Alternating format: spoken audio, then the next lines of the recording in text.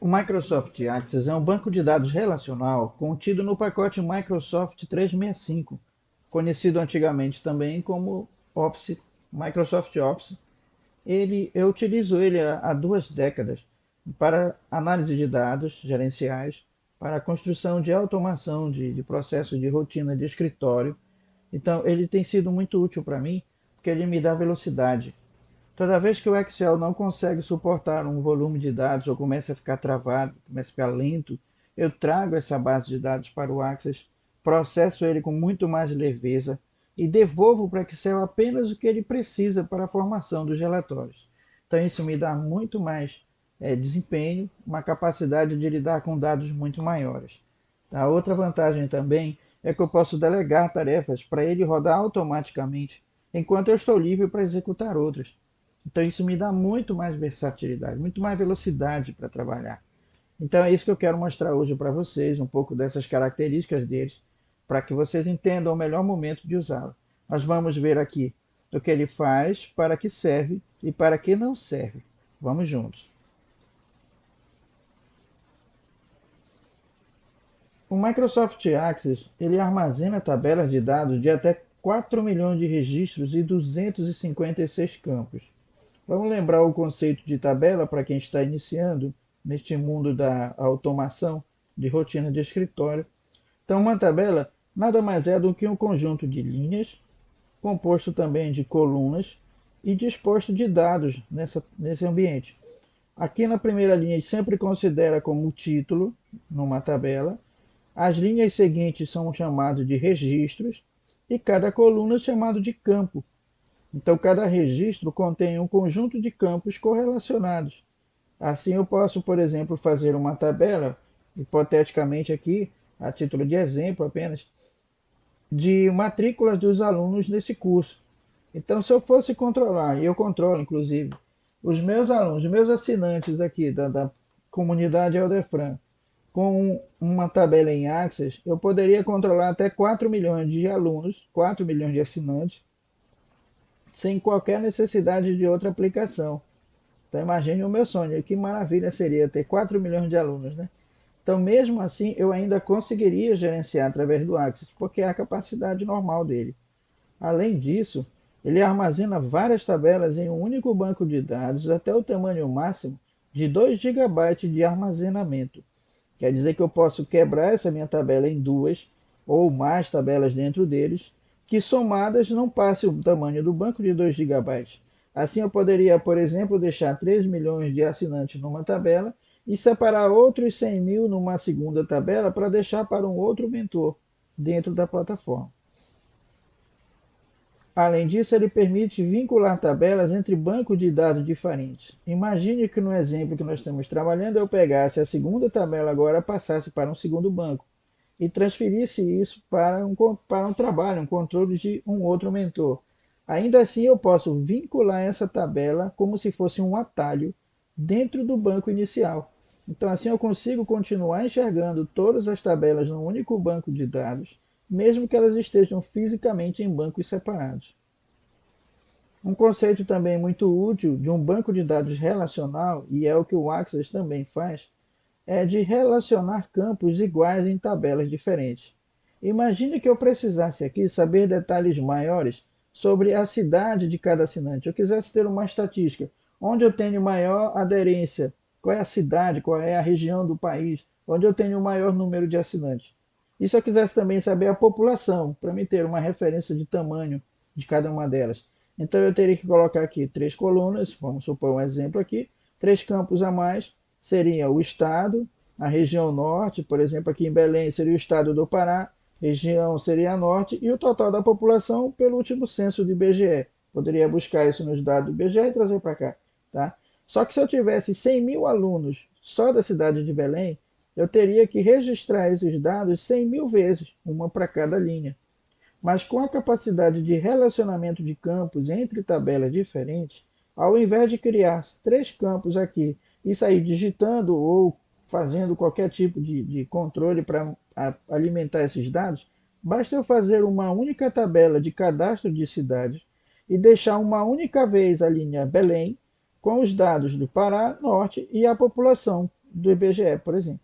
Então eu posso agora, como eu fiz esse campo cidade ser idêntico a esse, agora eu posso relacionar no Axis, ou seja, ensinar o Axis que esses campos são exatamente o mesmo, e assim ele entende que se Belém aqui é o mesmo Belém aqui, então esses dados também podem considerar nesse mesmo registro. Aí com isso, ele faz para mim o preenchimento automático dos campos. Então eu posso colocar agora os três campos adicionais sem precisar estar alimentando esses campos manualmente. Agora, a partir do relacionamento, ele preenche automaticamente os campos para mim, independente de quantas linhas eu tenho. Agora, para que serve o Axis? Então, ele também é muito utilizado para a criação de aplicações front-end e back-end locais. Tá? Para quem ainda não está acostumado com o termo, pode parecer meio estranho, mas nada mais é do que aplicativos finais frente-costa. Ou seja, já que eu posso separar objetos deles em bancos diferentes e ainda assim relacioná-los e vinculá-los, o que eu posso aproveitar para fazer um cadastro de assinante num banco de dados separado, mas que ele vai buscar os dados num banco de dados, num segundo banco de dados, onde realmente estão todos os objetos de controle. Assim, à medida que um operador, um atendente, ou eu mesmo aqui no caso, ficar fazendo o controle dos assinantes, num cadastro do meu banco de dados, eu posso preencher nome, matrícula, idade, cidade, e automaticamente o sistema, ao perceber o nome da cidade, vai buscar na engrenagem do segundo banco os campos UF e região automaticamente. E ao apertar no botão cadastrar, ele vai enviar os campos novos para essa base de dados. Esses aqui não precisa porque já estão lá. Então, essa estrutura a gente chama de aplicação front-end, back-end. Tá? No caso local, porque é no mesmo computador ou numa rede local mesmo, uma rede local, numa sala, numa equipe pequena. Tá? Então, além disso, eu posso utilizar o Access como um banco de dados para outros aplicativos, tais como Excel e Power BI.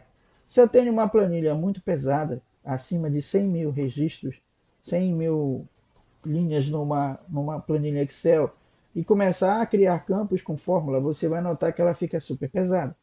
E ela vai começar a reclamar se você fizer muitas tabelas dinâmicas, ela começa a pesar, dependendo também do computador que você utiliza, das características dele, de memória, de espaço em disco, de processador.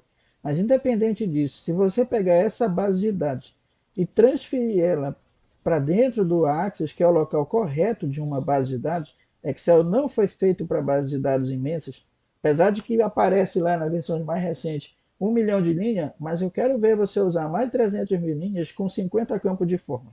Aí você vai ver o que é um choro, né? Quem já viu isso sabe que ele pesa e aí haja você esperar ele fazer força ali até que você vai tomar um café e volta. Por quê? Porque ele não suporta esse volume de processamento. Ele não foi feito para esse trabalho de base. Ele foi feito para um trabalho de exibição do resultado. Você vai gerar gráficos, você vai gerar dinâmicas, mas não para trabalhar com toda a base de dados dentro dele. Então, para isso, quando a sua base é pequena, você faz tudo no Excel.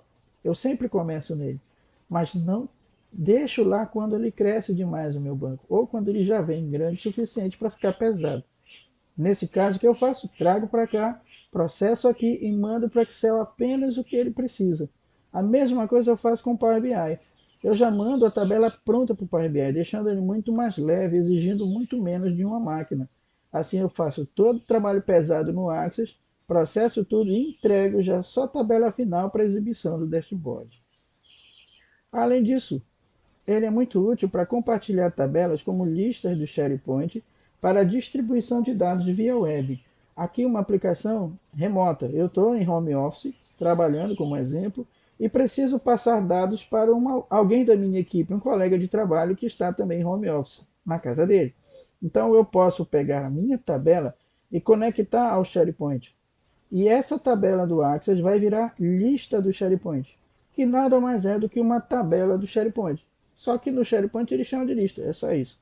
O SharePoint é uma aplicação de compartilhamento de dados em nuvem. Então, devidamente conectado, com login e senha, com toda a proteção necessária, não é qualquer pessoa que vai acessar na internet, só quem tem a autorização para isso, eu posso transferir os dados em tempo real da minha tabela em Access no meu banco de dados local para o SharePoint. Lá ele vai virar uma lista do SharePoint, como ele é chamado. E ao mesmo tempo, um outro colega de trabalho pode se conectar a esta mesma lista e baixar. Assim, à medida que eu vou preenchendo a minha tabela, em questão de segundos, o meu colega de trabalho também já vai estar com ela atualizada, sincronizada com a minha, no computador dele. Então, assim eu também consigo trabalhar com transferências de dados. Além disso, um recurso que eu amo fazer, eu gosto muito dessa parte, é o envio automático de relatórios gerenciais por e-mail.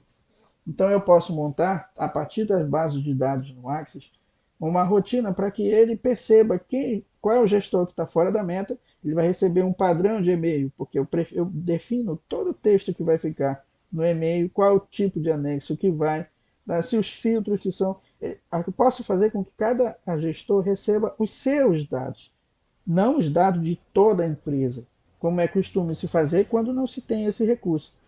É limitado ao recurso do Excel, que normalmente a gente pode fazer com o Excel sem automação. Tem automação no Excel, mas é uma outra etapa que a gente vai ver mais à frente. Por causa do tamanho de dados, é melhor trazer para cá. Então, o que acontece?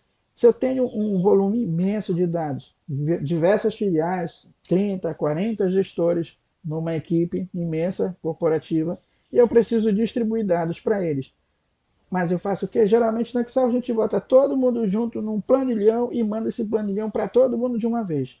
Aqui no Access você pode deixar ele programado para mandar um Excel diferente para cada um com a sua lista, muito mais leve, cabe no anexo de um e-mail tranquilamente. E ainda eu acostumo a minha equipe de que quando ele receber um e-mail meu é porque tem alguma coisa fora da meta. Eu mando um dashboard, um padrão para todo mundo acompanhar, mas existe um e-mail personalizado avisando: olha, tem uma coisa que precisa de sua atenção aqui porque está fora da meta. Vamos olhar junto? Aí quando ele abrir o Next, tem algo para ele.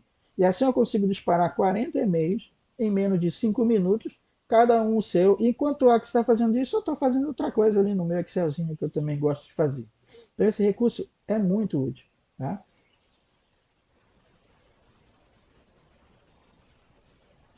E por último, aqui a gente pode ver também uma utilidade muito grande do Access é automatizar as rotinas de atualização e tratamento de dados, que foi o que eu acabei de falar recentemente, anteriormente aqui nessa videoaula. A título de exemplo, se uma atividade que eu faço em Excel manualmente transforma em um dashboard em 30 minutos, eu posso passar o Excel no Access, ele vai rodar em 3 minutos e vai fazer mais de um dashboard. Quer ver? Bora ver de novo?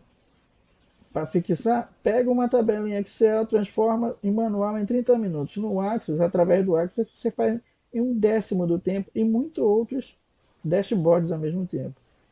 Então, essas são as principais vantagens que eu vejo.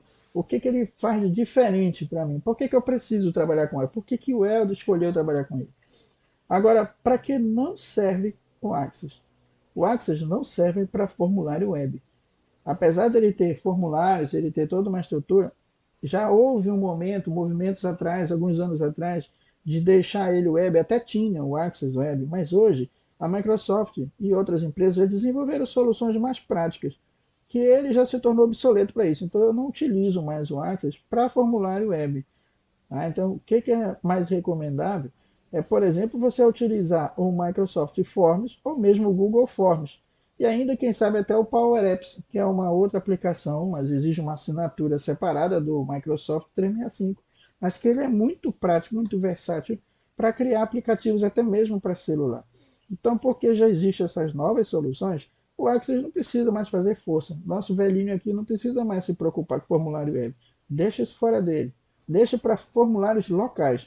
Se você tem você pode montar ele uma pequena loja de material, de construção, por exemplo, uma pequena farmácia. Você quer ter o seu controle de balcão? Você pode. Você quer desenvolver para empresas, pequenos negócios? Também pode. Desde que você tenha ali até 10 a 20 usuários. Mais que isso já começa a ficar complexo. Tá? E aí, como eu acabei de falar também, como banco de dados para aplicações com acesso simultâneo acima de 20 usuários, também eu não recomendo o Access, porque ele não foi feito para isso. Apesar de que sua construção original fala em até 200 usuários, mas eu já vi muito erro acontecer quando você começa a ter trabalhos simultâneos desse jeito. Existem soluções mais apropriadas, então não é necessário se bater com isso. Tá? Se você, como eu disse, se você tem uma loja com pequenos atendentes, com poucos atendentes ali, um computador, dois computadores, aí tem mais o computador interno de uma equipe financeira, de um controle de estoque, coisas até 20 usuários simultâneos, ele funciona muito bem.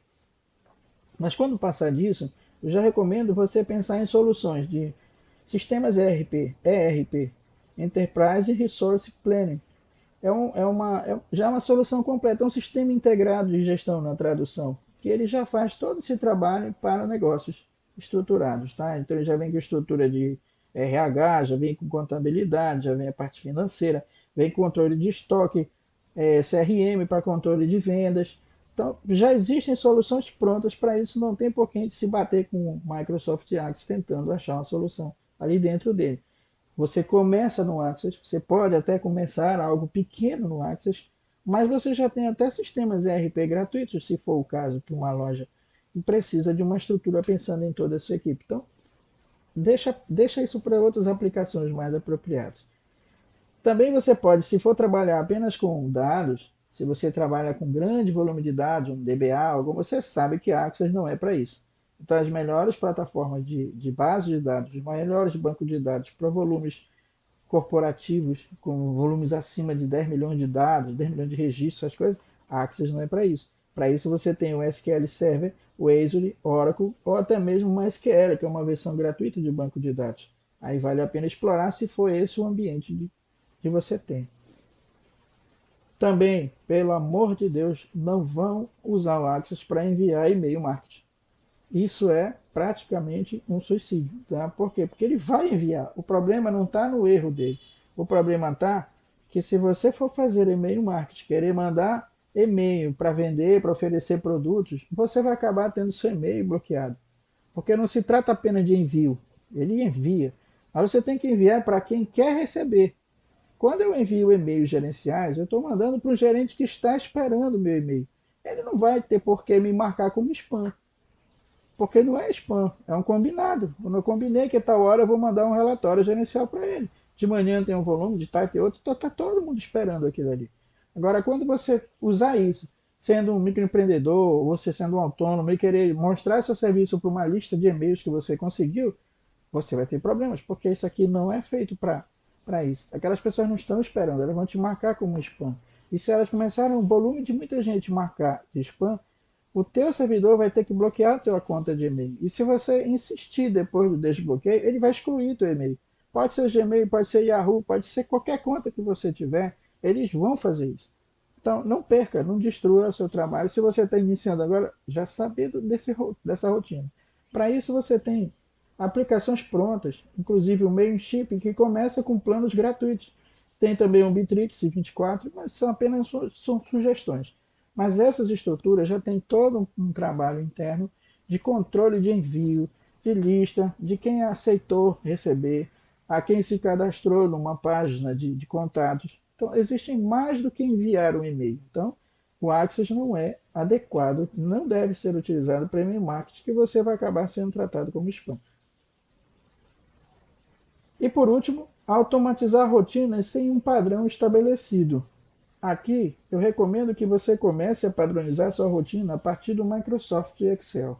Eu sempre começo meus bancos de dados a partir do Excel, quando eles nascem, quando eles estão começando, porque lá é mais fácil de eu manipular, de eu criar, descriar uma coluna, alterar um tipo de dados. Eu exercito ali. Quando eu vejo que já tem 2 semanas que eu não preciso criar, modificar mais nada, e os meus dados começam a ficar num volume que já não cabe no Excel, é nessa hora que eu transfiro para lá. Mas não adianta ir para o Access se você não tem uma rotina padronizada. Padrão é repetição idêntica. Toda vez que você faz algo repetidamente, do mesmo jeito, todo dia, isso pode ser automatizado.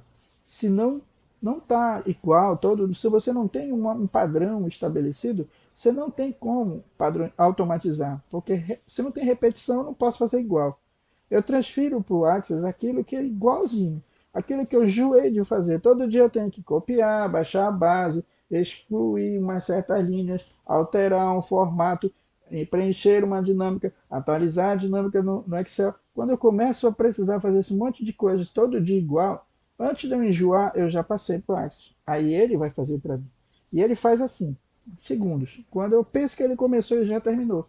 E enquanto ele está fazendo, eu já estou fazendo outra coisa. Então, ele serve para isso. Então, precisa que você tenha um hábito de padronizar os seus trabalhos, para que eles sempre façam igualzinho. Depois que você consegue padronizar, aí sim, agora você pode pensar em automação, porque automação é repetição. Se repete todo o tempo do mesmo jeito, pode ser automatizado, tá bom? Bom, vimos o que o Access faz, para que serve e para que não serve. Agora a gente tem condições de partir para o módulo 2, onde veremos como realizar essas automações de rotinas a partir do Access. E a gente se vê na próxima videoaula. Até mais! E você que acabou de assistir essa aula aqui pelo YouTube, que tal participar da comunidade Aldefran e conhecer o módulo 2 que eu acabei de citar todinho, entre outras oportunidades?